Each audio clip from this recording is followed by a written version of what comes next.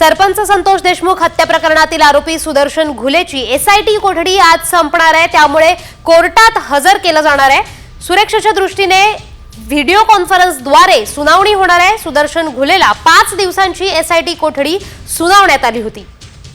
तर सरपंच संतोष देशमुख हत्या प्रकरणात एक मोठी अपडेट समोर येतेय। घुलेला 14 दिवसांची न्यायालयीन कोठडी सुनावण्यात येणार आहे। सरपंच संतोष देशमुख हत्या प्रकरणातील आरोपी सुदर्शन घुलेची एसआयटी कोठडी आज संपणार आहे, त्यामुळे कोर्टात हजर केलं जाणार आहे। सुरक्षेच्या दृष्टीने व्हिडिओ कॉन्फरन्सद्वारे सुनावणी होणार आहे। सुदर्शन घुलेला 5 दिवसांची एसआयटी कोठडी सुनावण्यात आली होती। तर सरपंच संतोष देशमुख हत्या प्रकरणात एक मोठी अपडेट समोर येतेय। घुलेला 14 दिवसांची न्यायालयीन कोठडी सुनावण्यात येणार आहे।